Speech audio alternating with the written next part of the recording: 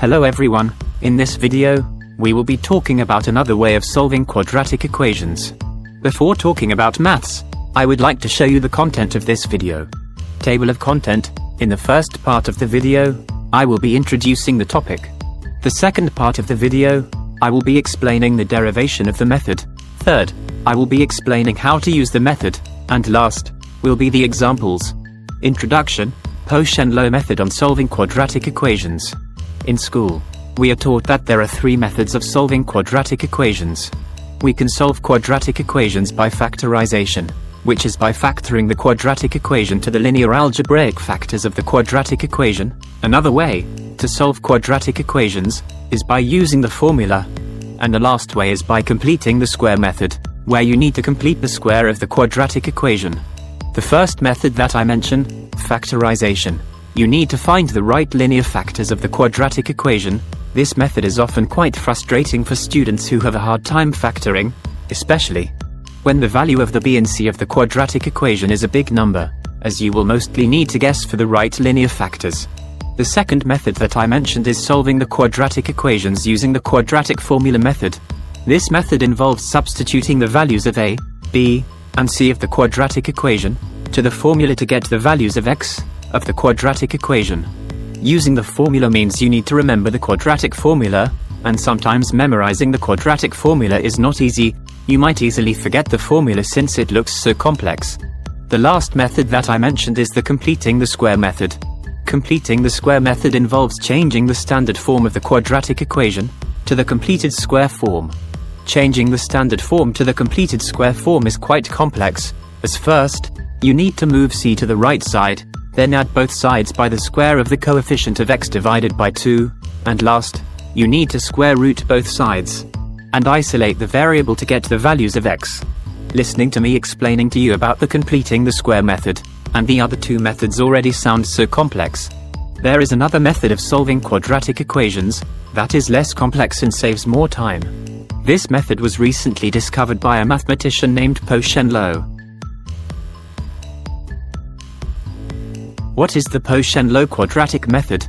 Cauchy-Henlo method is actually derived from the factorization method. But what makes his method as easier and different from the factorization method is how his method actually find the linear factors of the quadratic equation algebraically without guessing. Which is the right factor for the quadratic equation? The right factors of the quadratic equation will be the values of x. Once the constant is moved to the other side of the equation, different side from the variable. So how does the logic of this method go?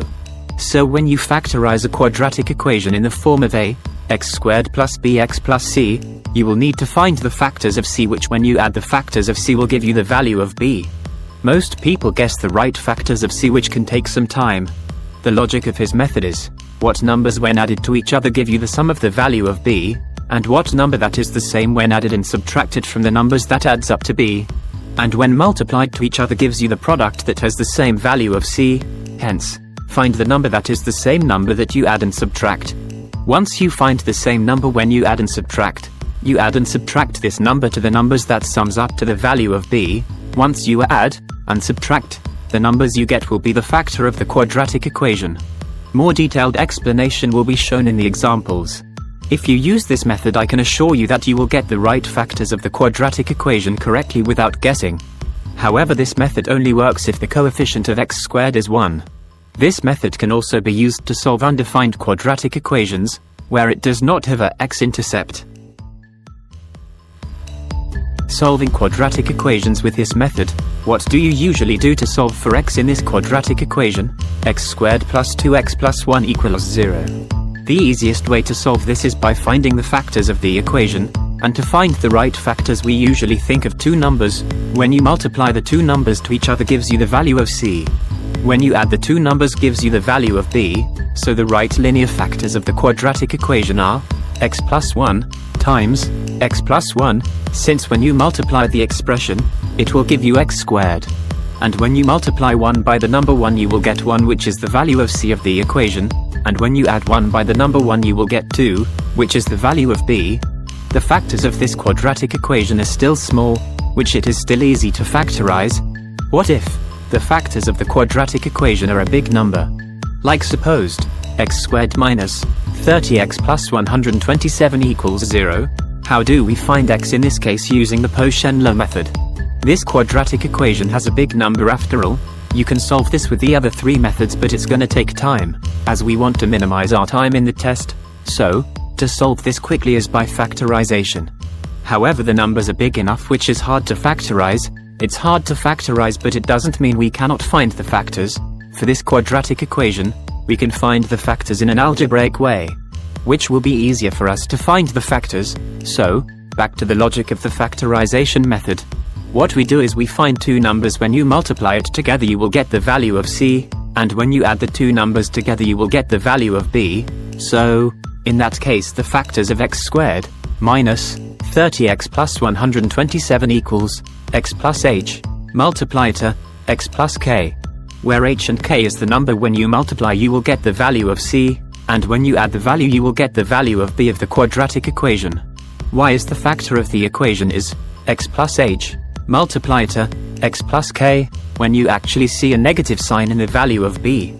It is because if the form of the quadratic equation is a x squared minus bx plus c equals 0, the factors will always be x plus h, x plus k, and if it's in the form of a x squared plus bx plus c equals 0, the factors will always be in the form of x plus h, x plus k. The sign of h and k of the factors of the equation depends on the number you get after finding the factors. For example, if the number you got after finding the factors is -1 and -8, the factors will be x minus 8 and x minus 1. So, now we can think of a number that when you add you will get the value of b, and when you multiply you the value of c. In this case, you can think of any numbers that will sum up to the value of b of the equation, which is -15. I recommend using the same number that will sum of the -15. I'll explain to you why I recommend you this way in the last part of this video. By thinking of a number that adds up to the value of b, and when multiplied gives you the value of c, we can express this in an algebraic equation. The algebraic equation expressing the condition of finding the factors of the quadratic equation is -15 plus u times -15 minus u equals 127. The u here is the number you add and subtract to get the factors of the equation. After you expand this equation you will get 225 minus u squared equals 127. Now we find the value of u. To solve for u in this equation we move 225 to the other side of the equation, changing the equation into negative u squared equals 127 minus 225. And when you simplify the equation you will get negative u squared equals -98. To get u now we just need to divide the equation by -1, which will form the equation u squared equals 98. Then now you need to square root both sides, resulting in the value of u as 7 square root of 2. Now, to get the factors we substitute the value of to the expression -15 plus u and -15 minus u, which you form earlier. After you substitute you will get two numbers. These numbers are -15 minus 7 square root of 2, which is equal to -24.9 round off to 3sf, and -15 plus 7 square root of 2, which is -5.10 round off to 3sf. The result of these two numbers which you add and subtract u from -15 is the value of h and k in the form of a x squared minus bx plus c equals x plus h, x plus k. Now we get the linear factors of the quadratic equation. The linear factors of the equation is going to be x squared minus 30x plus 127 equals x minus 5.10, x minus 24.9. Now we already find the factors of the quadratic equation. We can solve for x. The value of x of the equation, x squared minus 30x plus 127 equals 0 is 5.10 and 24.9. These two numbers are obtained from the factors of the equation. This is how we solve a quadratic equation without the need of guessing the factors, without formula, without completing the square, and without sketching the graph. Examples. I have already explained how to solve quadratic equations using the Cauchy-Law method. Now, I will show you more examples on how to solve quadratic equations using this method. However, I'll explain everything faster here, since I've already explained how the methods work in full detail. Solve these equations using the Cauchy-Law method. 3x squared minus 12x minus 15 equals 0. Solution. So, to solve this problem using the Poisson-Low method, first we need to divide everything by 3, since the coefficient of x squared is not 1. After we divide the equation by 3, you will get the equation x squared minus 4x minus 5 equals 0. Since the form is in the form of a x squared minus bx minus c equals 0, the factors will be in the form of a x squared minus bx minus c equals x plus h times x plus k, where h and k are the missing factors of the quadratic equation. Now, we can think of two numbers, when we multiply to each other gives you the value of c, which is minus 5, and when you add these two numbers gives you minus 4, which is the value of b. Then we can express this in an algebraic equation. The algebraic equation to express the factors of the quadratic equation will be minus 2 plus u times minus 2 minus u equals negative 5. I use the number minus 2 here as the two numbers that sums up to the value of b, which is minus 4, of the quadratic equation. And the variable u for the value when added and subtracted gives you the factors of the quadratic equation. Now, after you expand you will get 4 minus u squared equals minus 5. Since we already form the equation, now we can solve for u. To solve for u, first, we move 4 to the other side of the equation, which, you will get u squared equals minus 5, minus 4. Then we simplify the equation into negative u squared equals minus 9. After that, we divide the equation by minus 1, u squared equals 9. Now we solve for u, which the value will be square root of 9, which is 3. Now we substitute u to the algebraic expression, minus 2 plus u, and minus 2 minus u. After you substitute you will get minus 2 plus 3, and minus 2, minus 3, which is equivalent to 1 and minus 5. Now we already add b and subtract u to the numbers that sum up to the value of b. These two numbers are the values of h and k in the form of a x squared minus bx minus c equals x plus h times x plus k. Since we know what h and k is, we can substitute the value of the variable to the equation. So, you will end up with 3x squared minus 12x minus 15 equals x plus 1 times x minus 5. Now we get the factors of the equation already, so now we can solve for x, which x is equal to minus 1 and 5. Solve negative 5x squared minus 60x minus 75 equals 0. Solution. So, to solve this problem using the Poisson-Low method, first, we need to divide everything by minus 5, since the coefficient of x squared is not 1. After we divide the equation by minus 5, you will get the equation x squared plus 12x plus 15 equals 0. Since the form is in the form of a x squared minus bx minus c equals 0, the factors will be in the form of a x squared plus bx plus c equals x plus h times x plus k, where h and k are the missing factors of the quadratic equation. Now, we can think of two numbers, when we multiply to each other gives you the value of c, which is 15, and when you add these two numbers, gives you 12, which is the value of b. Next we can express this in an algebraic equation. The algebraic equation to express the factors of the quadratic equation will be 6 plus u times 6 minus u equals 15.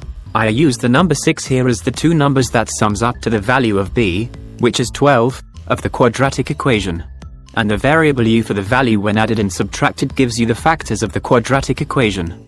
Now, after you expand you will get 36 minus u squared equals 15. Since we already formed the equation, now we can solve for u.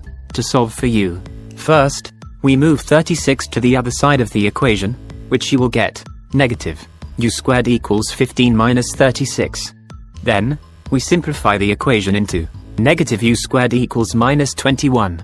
Next, we divide the equation by minus 1, which will form the equation u squared equals 21. Solve for u, which the value of u will be square root of 21. Substitute u to the algebraic expression 6 plus u and 6 minus u.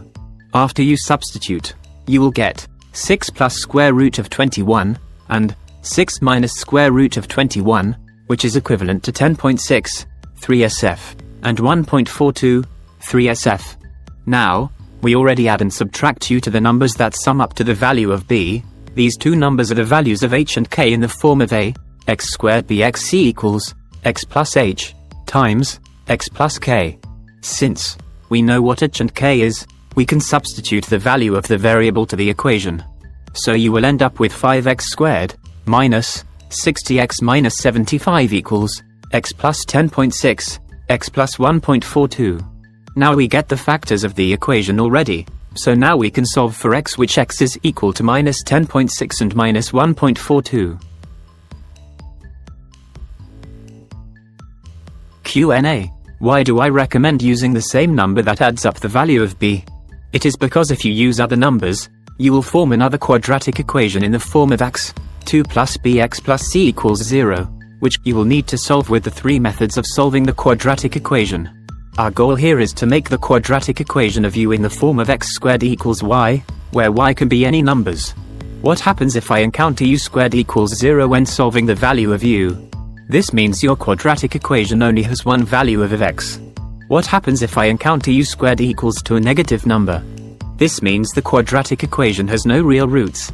At the end of your workings you will get x in terms of I,